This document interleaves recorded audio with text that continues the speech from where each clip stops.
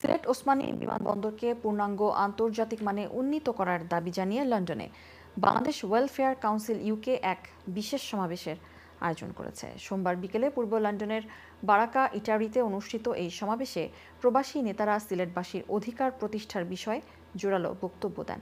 Bangladesh welfare council ইউকের সভাপতি আব্দুল মুকিত স্বাগত বক্তব্যে বলেন, প্রবাসীদের ন্যায্য দাবি পূরণে তারা আশাবাদী। সংগঠনের সাধারণ সম্পাদক আশরাফ গাজীর পরিচালনায় অনুষ্ঠানে বক্তব্য রাখেন সিলেটের বিভিন্ন প্রবাসী সংগঠনের নেতৃবৃন্দ। তারা উল্লেখ করেন, লন্ডন সিলেট লন্ডন রুটে ফ্লাইট চালু হলেও যাত্রীদের ওপর বাড়তি ভাড়া চাপিয়ে বৈষম্যমূলক আচরণ করা হচ্ছে।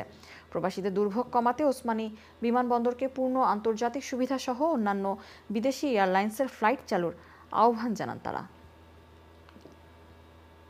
এনআইডি কার্ড ছাড়া কিন্তু বাংলাদেশে কিছু করা যায় না। আমি ঢাকায় গেলাম, এবার হোটেলে আপনার সিট বুকিং দিতে হলে এনআইডি কার্ড লাগে।